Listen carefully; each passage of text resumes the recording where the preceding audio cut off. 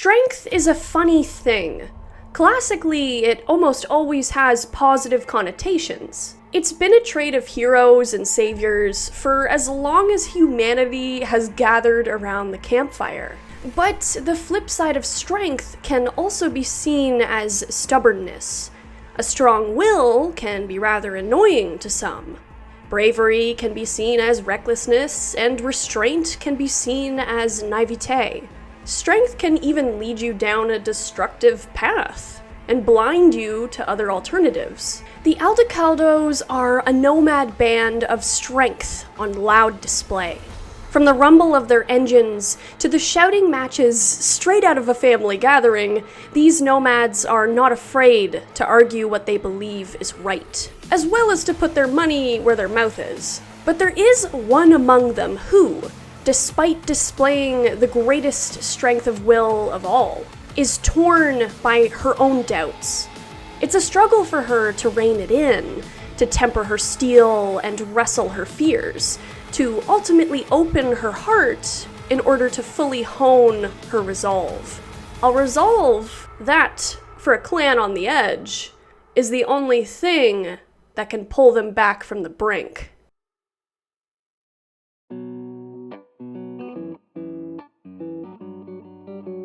Founded by Juan Aldecaldo in the 1990s, the Aldecaldos are considered the first true nomad family. Their formation began as a response to the lack of safety and freedom in Los Angeles in the Cyberpunk version of the 1990s. The lower classes there were sick and tired of struggling to survive. They lived in despair, surrounded by rampant crime, with no protection from the authorities. Not all that different from today in many, many places, and certainly not that different from Night City by 2077. The Aldecaldos began as some of the most disadvantaged people in society. But by time 2077 has rolled around, the Aldecaldos are one of the largest nomad clans in the country. They're relatively peaceful and mind their own business. They just want to be able to survive in a way that keeps them free of corporate control, safe from the parasitic existence of most cities. The Aldecaldos roam the Badlands, never staying in one place for too long. And it's not like they're welcome to either. Many people, especially in the NUSA, hold negative views of nomads. We see this in V's Nomad intro with the sheriff being a douche. An important thing to note about nomads is just how deep their hatred for corporations goes. While not every nomad is born into a clan, many are descended from farmers whose land was bought up or stolen by corporate interests. Many nomads as well are of Native American descent, and this includes Pan Am. Native Americans have an extremely long history dealing with the brunt of corporate and government oppression. This fact could very well have been an influence on Pan Am's staunch opposition to any form of corporate control. But this is just speculation, as we don't really hear a whole lot about Pan Am's background in the game anyway. But there's no denying the influence of this fact and experience on nomad culture. The Aldecaldos also have a long-standing rivalry with the Raffen Shiv, wraiths they unfortunately share the Badlands with. But unlike the Raffen, the Aldecaldos are not murderers. Many among them may not have any love for city dwellers, but they're people who would rather help a dying stranger in the desert as opposed to shooting them or torturing them. The Raffen are just generally horrible. Either way, the Aldecaldos don't look kindly on those who would try to stomp out their life of freedom. They don't look kindly on the idea of serving those entities that made their lives a living hell in the first place. So you can imagine just how well things go when somebody tries to do just that.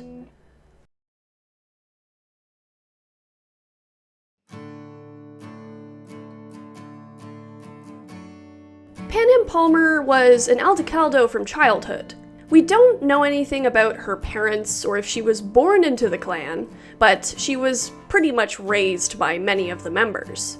Like all kids of the Aldecaldos, Panam was able to grow up in relative safety, experiencing a freedom that most kids in Night City could never imagine. This no doubt has lent to the development of her extremely independent spirit. The open roads and sands of the Badlands were Panam's first friend, though of course she had other friends too. One notable incident from her childhood actually involved her best friend at the time being kidnapped by Raffin, only to be rescued just in time by fellow Aldecaldo Cassidy Ryder. After this point, Panam looked up to Cassidy, whose more cut-and-dried methods of doing the right thing, no pun intended, rubbed off on her.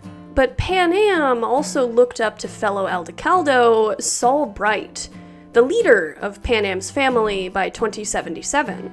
Panam grew up hearing all the stories of Saul's adventures and all his exploits in his youth, and she wanted to grow up to be like him. In Saul, Panam saw a brighter future for her people. Again, no pun intended. Panam grew into a decisive young nomad, one who began to butt heads with the man she had once idolized.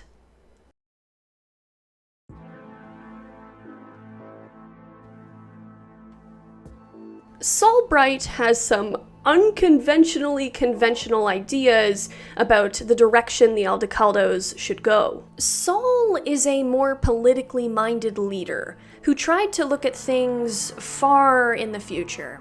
Despite his more muscly appearance, Saul played political games, and in a way, this did help his family survive leading up to 2077.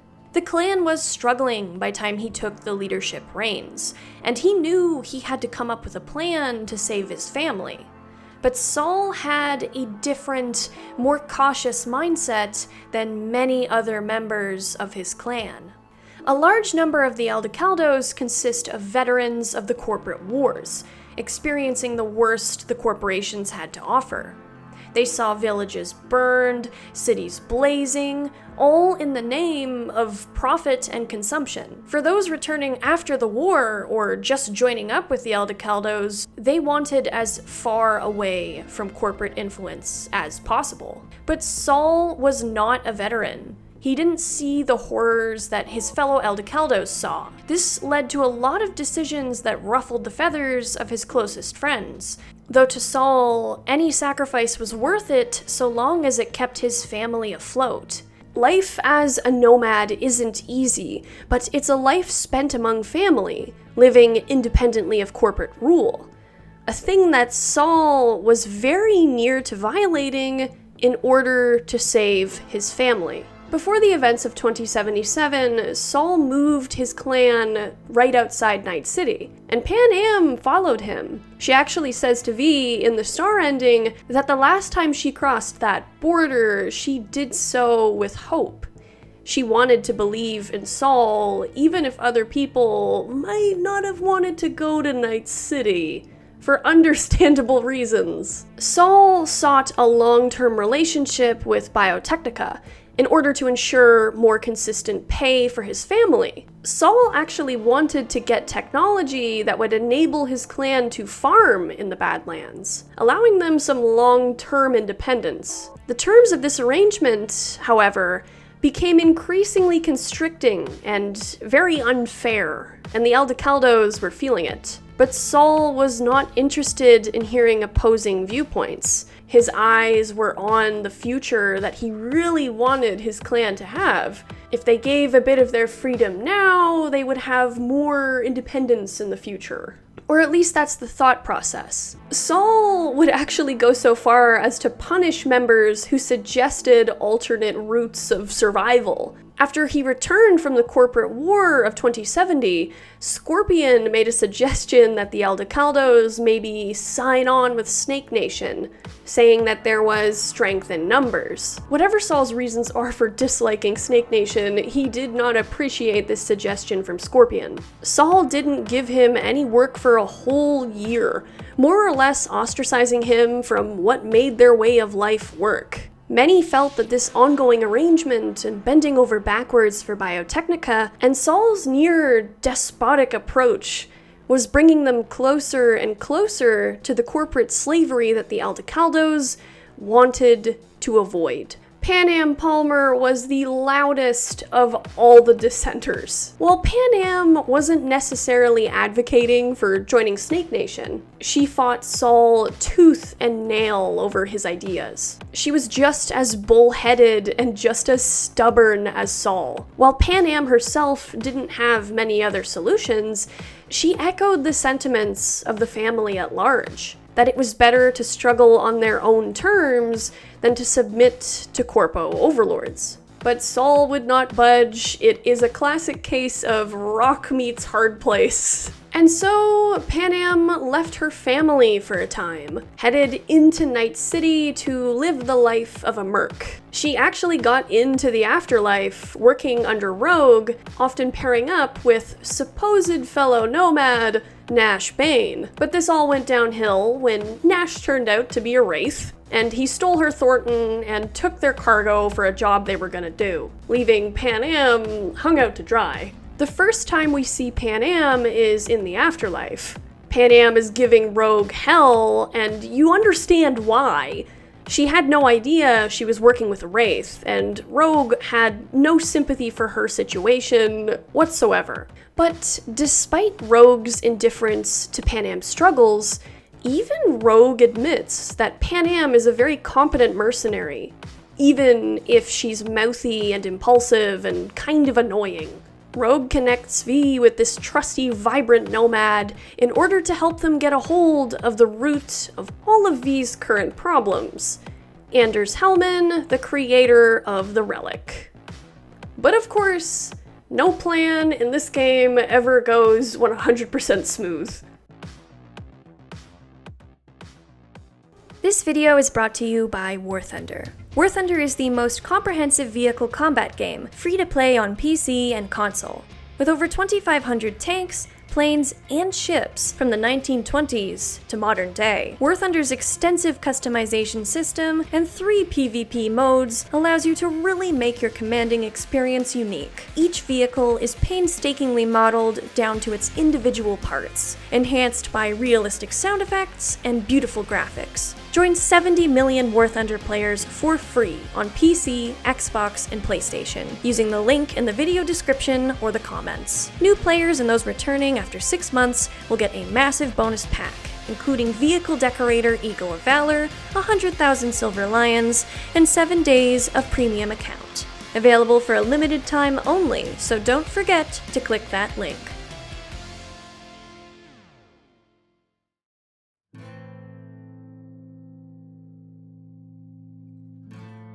When we meet with Panam, she's working on a junky car that she nabbed to replace her stolen wheels. And you can tell almost immediately that Night City is not the place for her. Panam is frustrated with Rogue, with the car, with the morally bankrupt ways of Night City. Nomad life with the Aldecaldos is a far cry from the life that a street kid or Corpo V would have been used to. Panam's experience in Night City has been a rude awakening. Panam left her family out of frustration, and you can tell that this absence eats away at her. But she found herself at a loss for how else to handle her anger at Saul and his inability to listen to other opinions. I think a large part of Panam's struggle to meet in the middle with Saul, and I think this is also a thing he struggles with too, is that they both have a difficult time being vulnerable. And I don't just mean emotionally vulnerable. These two people, as we see throughout our quests with them, are extremely stubborn and very set in their ways of thinking. They're both argumentative and they can get fired up really quick. I'll dig into this more as we go, but I think it's really worth noting right now that Panam and Saul are super similar. Panam offers her assistance in helping us get Hellman in exchange for us helping her get her car back. V agrees and joins her, while Panam makes a stop at the Aldecaldos camp to see if she can get some help from her old friends. But Saul gave orders that no one is to help her. But that doesn't mean that Mitch and Scorpion are not above giving an indirect hand to Panam, letting her loot her stuff from around the camp. But the way Panam trudges around camp after this and picks up all that stuff has the same feeling as a kid who just moved out, who needed some help from mom and dad, but was told they were on their own. It feels a bit petty. The other Aldecaldos in the camp still acknowledge her, however. Many of them ask if she's gonna come back. If anything, I'm willing to bet that many saw her as the only advocate they had for their own opinions, and the only other person who was strong enough to go up against Saul. Panam and V get her truck back, taking out a bunch of wraiths in the process, but Panam wants to go one step further. She wants to take out Nash. She wants her revenge. Nash is a really interesting point to note about Nomad's strength. As we see through Panam and Saul, this strength can come from and end up in a good place. But Nash, in being in charge of a bunch of wraiths, shows how it can be warped into something ugly. Wraiths are almost always the worst of the worst.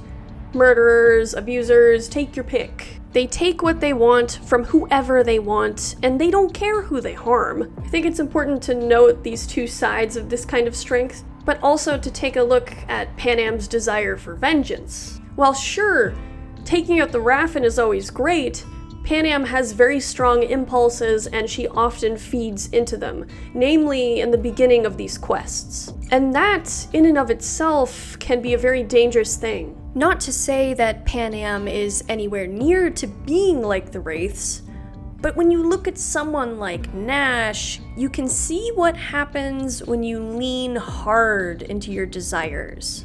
After taking out Nash, Panam makes it a point to call Rogue, where she gloats about how she's won and she's got the cargo and blah blah blah. But Rogue bruises Panam's pride by not even caring and calling her out on how her impulsiveness has landed her in this situation, how it's not always worth chasing. This is an interesting point for Rogue, in my opinion, because as we see in some of the endings, Rogue joins you in raiding Arasaka Tower. You could absolutely argue that this was done on impulse and out of emotion, but at the same time, Rogue has seen how being impulsive can lead you down a bad path. Look at what happened to Johnny. This lesson could have been how she remained alive for so long, being strategic. I just think it's interesting because it definitely can look like Rogue is being a hypocrite here, but this piece of advice is really important for Panam, as we see later on. Either way, Panam is pretty miffed by Rogue here, and V can actually comment on Panam's distaste for authority figures. It's our first glimpse into her past frustrations with Saul. Panam grates against authority, and I definitely think this is due to her independent upbringing. And this independence is what has allowed nomads to survive.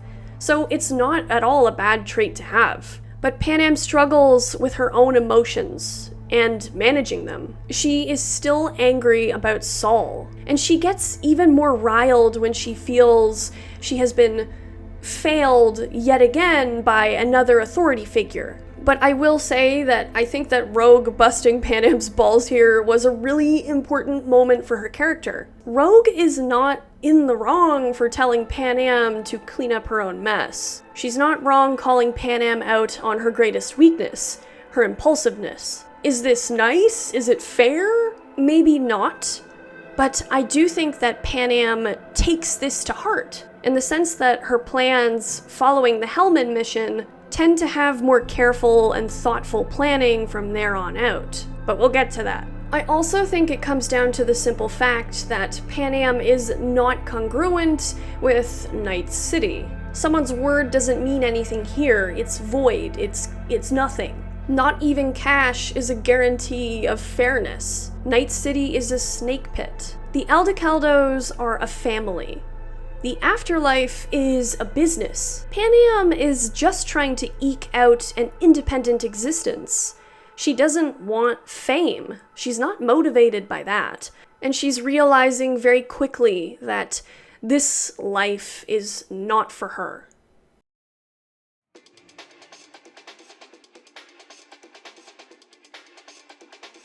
Panam helps us get Hellman through a crazy plan that actually manages to work, even if it requires some snappy improvisation. Panam is quick on the fly, and she's very clever.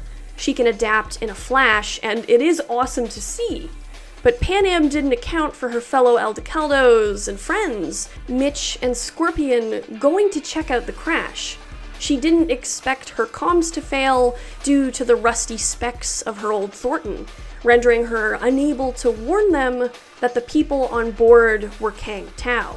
Panam and V arrive at the crash site too late to save everybody. Despite being injured, Panam fights with us to save Mitch, though Panam is devastated to find out about the loss of Scorpion. Panam blames herself for the deaths of her family members, though Mitch, the only survivor, does not for a single second. This is the first moment where we really get to see the very rare kind of familial bond that exists among the Aldecaldos. Mitch's first concern is Panam and her injury, and making sure that she's okay when he's almost been kidnapped and shot and killed. I also can't help but wonder here if Panam remembers how Cassidy arrived in the nick of time to save her best friend all those years ago, when compared to her own failure to do so now. You can see Panam harboring some deep self-doubt here, and there's some conflicting questions going through her head.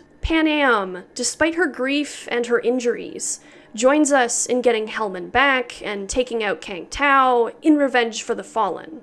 In fact, even if we ditch Panam and don't even help her at the AV, she still shows up at the gas station where we find Hellman, with all the Aldecaldos, having rescued Mitch herself. Because, for Panam, her word means something. Loyalty means everything. V first meets Saul here, and Saul scolds Panam for her role in Scorpion's death. While V and Mitch can defend her, Saul makes it clear that an Aldecaldo is always responsible for their own actions. Panam feels hopeless and lost, especially when Saul threatens casting her out completely, though Mitch does reveal that this is more or less hot air. It's Mitch who tells us that Saul was the one who rallied everybody to come and rescue Panam. Saul was genuinely concerned for Panam's safety. After the Aldecaldos depart, Panam heads back to Night City. She continues doing mercenary work and hemming and hawing about whether or not she should go back to her clan. Scorpion's death hangs over her, as well as her role in it. Panam reaches out to V through text, expressing her own doubts and confusion. Panam is torn between creating change herself and simply hoping for it. Is she not good enough to do anything right? Is she incapable of listening to others, like Saul? Was Rogue right, imparting some useful honesty for this merc who she herself admits is great in spite of her flaws? But despite her conflict, Panam comes rushing home as soon as word comes through that Saul is missing.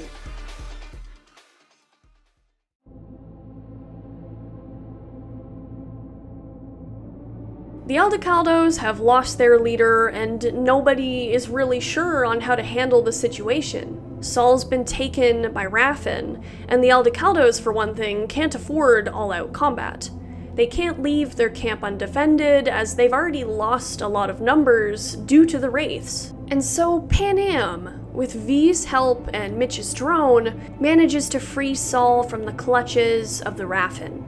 Panam doesn't care about the limits or the dangers. Panam knows that Saul went to the wall for her, and so Panam would absolutely go to any extent to save Saul. After Saul's rescue, they hole up in an abandoned farmhouse. With a sandstorm raging outside, Panam and Saul bicker like family. They still struggle to agree about the clan's future. But when Saul says he's going to bed, Panam sasses him and he sasses her. Saul is still comfortable enough with Panam to make that remark about haboobs. Even if there's some trouble in the Aldecaldo leadership structure, it's still sort of like that semi-toxic yet loving family structure. The next day, Panam decides to rejoin her old clan, despite the differences she and Saul still have. Saul invited Panam back himself.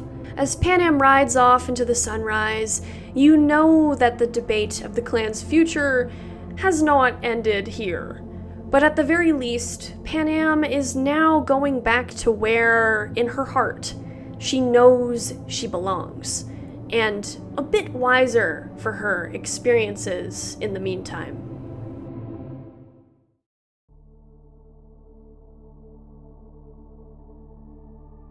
As expected, Panam has new ideas and new gumption. Panam has spent enough time around the Corpo hotbed of Night City to know that the clan should stay as far from corporate leashes as possible. The clan, with the influx of Wraith attacks and Saul's kidnapping, needs to be able to better stand on its own, and many of her people agree, even if they do so quietly. Behind Saul's back, Panam and Mitch locate a Militech convoy, carrying a Basilisk tank. An insane piece of firepower that would provide a lot of safety and peace of mind for the clan going forward. But Saul is vehemently against anybody going near it. The last thing the clan needs in their current condition is to make an enemy out of Militech. And so Panam calls V back to camp to fill them in on her big plan to get the tank. And she's also supported by some of the other clan members, Carol, Cassidy, and Mitch among them. So long as V is loyal and doesn't rat out their plan to steal the Basilisk, the plan goes off without a hitch. They get the tank, and they leave the convoy vehicles next to a Raffin camp to shift the blame. The next day, the tank actually repels a Raffin ambush when V and Panam are in the middle of taking it out for a test drive. They save the Aldecaldos camp, and even Saul cannot deny that Panam made the right call. And it's following this event that, to Panam's shock, Saul names her co-leader of the Aldecaldos. Saul also admits that he was going about things wrong, echoing his own sentiments that every Aldecaldo needs to take responsibility for their own actions and mistakes. And also, Saul recognizes in Panam what is also a very important trait about himself. Both Saul and Panam are willing to risk everything for the good of the clan. Saul and Panam were both willing to risk everything to save each other. Both learned to overcome their own personal hurdles to meet in the middle. For Panam, her own self-doubt and uncertainty. And for Saul, his tunnel vision and one-track mindset. While Panam can also possess a limited viewpoint, she and Saul together are a great pair. They both balance each other out, and I think with time could really understand each other. And they both care about each other and everybody in the family. For both of them, it is not about holding on to power, it is about doing the best possible thing for the Aldecaldos. Even Saul's acceptance of Panam's strength here is a very important plot point for the both of them, because Saul is leading by example here. He takes to heart the opinions of others, finally. Something incredibly important, and something I think he remembered how to do because of Panam. But Panam can also take from this the wisdom that comes with admitting when you're wrong, something that Panam really struggles with. To be vulnerable like that is no easy thing. It's interesting how a fear of vulnerability can really stunt a person. How a fear of an uncomfortable conversation can drive a wedge in there that doesn't need to be there in the first place. However, there is another aspect at play here. One that Panam isn't super well versed with. Saul is playing politics. But before we get into this bit, let's discuss what I think is V's best romance.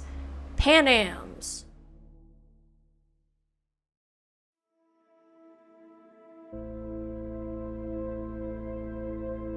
Panam's romance, I think, is the best romance for V, and it really is quite sweet, especially when you pair it with the star ending. Panam herself even says to V that she's not comfortable with tenderness or expressing a more vulnerable side, but she wants to try to do that for V. That's one reason why she sort of takes things slow with V. Panam's whole quest line surrounds growth and vulnerability. Saul does that through admitting he was wrong. Panam does this through her romance with V, as well as her more subtle changes to how she acts throughout the story. And V can choose to carry on this torch, specifically in the course of the star ending, which is, without a doubt, the best ending for V. As a character, V kinda seems more independent and not given to asking for help.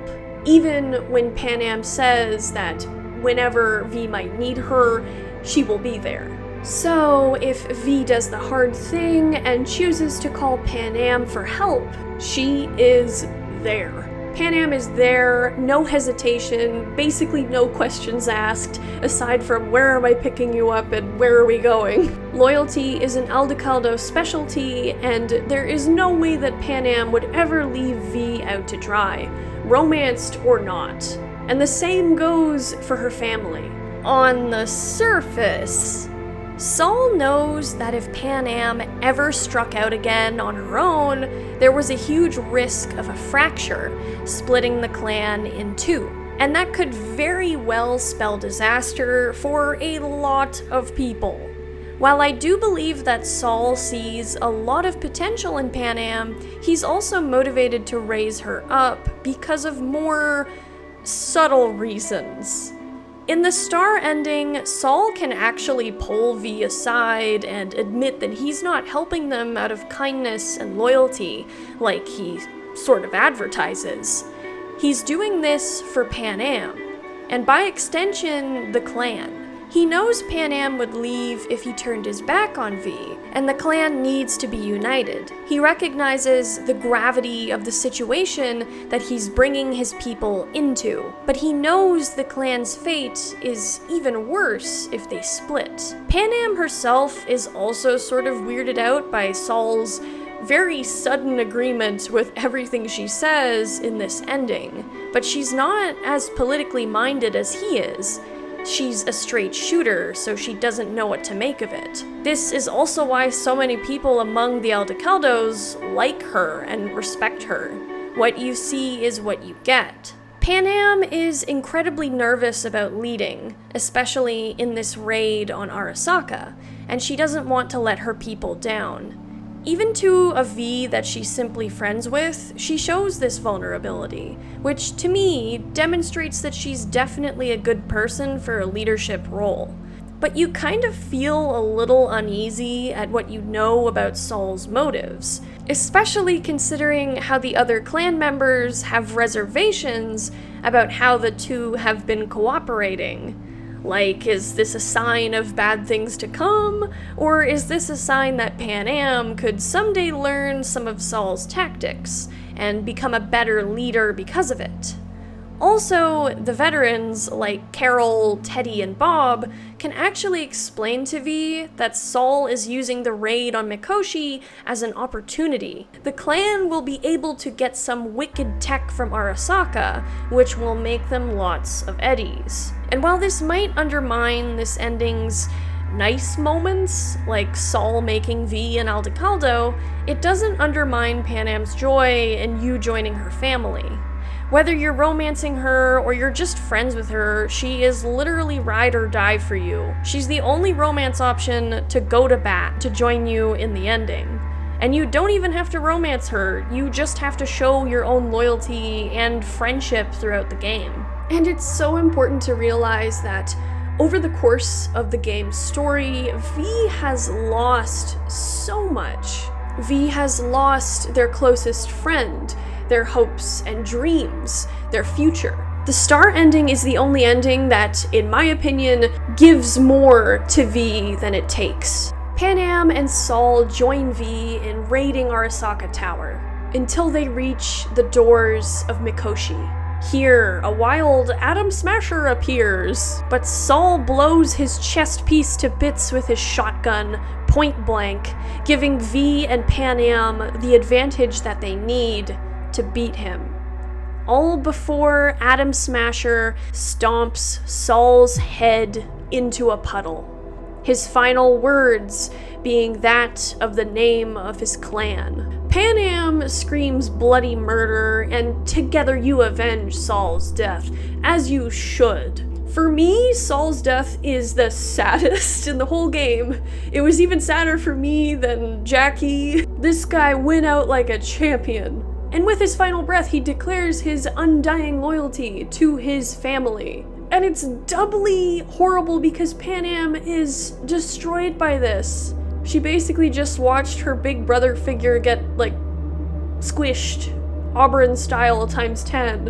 And by Night City's most bloodthirsty psychopath, you feel horrible for her. From there on out, the ending where V then returns to their body is the only ending where Panam sticks with V. In the star ending, you leave Night City with Panam and the Aldecaldos. And Judy, if you romance Judy and you're playing female V, she can come too. But whether or not you romance Panam, you know that she and her family will do everything they possibly can to at least ensure that V's final days are spent in comfort. And also to try and find a cure or a fix if any such thing exists. V can now, at least, live the remainder of their days enveloped in the strength of a group who has the guts to care. And I also want to say, it makes so much sense story-wise that V would advocate to Panam to return home to the Aldecaldos, given how little of that warmth that V has in their life. How Night City is so empty and cold. And in turn, with V helping to guide Panam back home, she gives V the opportunity to have a family too. But of course, the other endings have a lot of important things to note about Panam. For starters, if you do leave Mikoshi with Johnny in V's body, Panam swears vengeance. Whether or not she'd actually carry it out is another matter.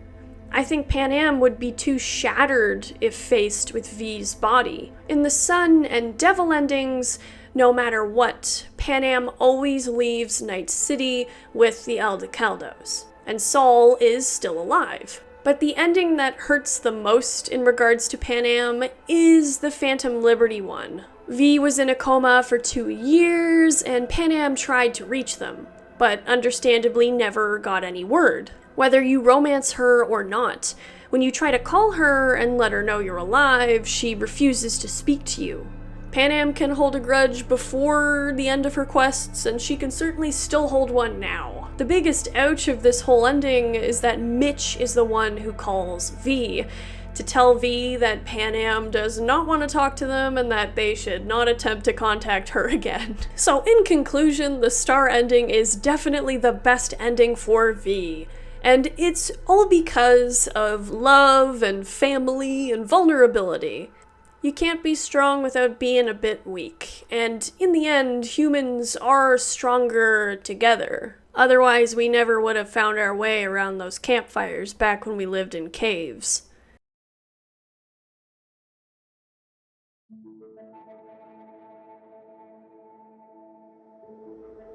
Panam is, in my opinion, a character that on the surface doesn't seem to grow that much. She doesn't really seem to have any overt development, and at first I didn't like this. But I actually talked to my boyfriend about this point before making this video, and he explained how he felt that Panam's lack of blatant, obvious development was actually very fitting for her character. And it made a lot of sense to me. Panam's development is less obvious, but it is there. It's quiet, but it's loud in the way she then conducts herself after her big mistakes, such as with calling Rogue to gloat, or ending up sort of blaming herself for Scorpion's death. As she admits in her romance, Panam is not good at admitting her feelings. She is not the type of person who easily admits that she was wrong. She's definitely an actions over words type of person. But I also have to say that while I think that the star ending is the best, nicest ending for V, I think it's not the best ending for Panam and the Aldecaldos as a whole. And it's not because I think V is a bad influence or anything, or that V's death is going to affect everybody negatively, or something bad is gonna happen. It's because of Saul being dead in that ending. While I do think that Panam will someday grow into a very, very capable leader, I think the best, most effective way that that would have come about is if Saul was there to continuously mentor her. While Saul has his faults, he is, at least to me, an older version of Panam. A wiser version. Panam describes to us, when we go to rescue Saul from the Wraiths, all the crazy stuff he used to do when she was a kid. He was reckless, and he did what he wanted, no matter how dangerous it was. If it was for the clan, then it was worth it. Panam is much the same, and I think that's why they both butt heads so much, and also why Saul decides to raise her up as co-leader. He sees in her that powerful fire that can blaze the way for his family. I think Saul would have been a huge help on that path for everybody. Saul is more of a forethinking character than Panam because he's had a lot more time to get his impulsive nature under control. He's not perfect, but he was already setting a good example for Panam in admitting that he was wrong, and not letting his pride get in the way of helping her become a better leader, of doing what's best for the clan. As much as I enjoy the star ending, especially if you get Judy to go with you, it's very sweet, I cannot say it's my favorite. For that reason. I'm also somebody who thinks Phantom Liberty's ending is the best ending for the game, which I know not everybody agrees with that. Maybe I just like seeing characters suffer. Something's wrong with me. But thank you very, very much for watching, guys. It was very fun to delve into Panam and Saul. I love Saul. I will always be mad that we got River instead of Saul as a romance. What? No. River? Someday I will talk about my reasons for not liking River. I have reasons. It's not just his personality, I also think his story was cobbled together at the last second. It just doesn't feel good. There's like, A big thank you to this video's sponsor, War Thunder, which you can play for free on PC, Xbox, or PlayStation. Enter the fray using the link in the pinned comment and description below. All new players or those returning after 6 months who use that link will receive a limited time bonus pack of free War Thunder goodies, including premium vehicles, in-game currency, and more. Thank you very, very much for watching this one, guys. I really, really appreciate it. And of course, a huge thank you to my members. You guys are fantastic. A huge thank you to Mika, my thumbnail designer and sister, and first member, Lock Proposals Big Day Out, the Me Coolerest 001, Hot Dog Man, Pater Tot, Frankie, Aiden Papour, Benjamin Scoville. I sounded mad when I said your name. I don't know why. I'm not mad at you, Benjamin. Is secretly very mad at Benjamin. Ghost Zero and D Factor, Ernst Schloss, Jesters, Jinx, A, David Smith, Brandon Smith, Too Spooky for You, Scott Leno, Alistair, the infamous first name, he who shall not be last named, Anthony Moore, Phil O, Chef Rowlett cooking up some good stuff over there, Cody Freese, and Mr. Solid Snake, Grim804, what a grim name, Bundle Up Rundle, Colonel Mortimer 50, Not 49, 50, Michael, don't worry, I won't get mad at you again, Michael, What in the Helms? And Lex Loot Ho, I like that. Lex Luto, welcome. I will see you all in the next video, but until then, thank you for watching Shaped by Stories. Goodbye!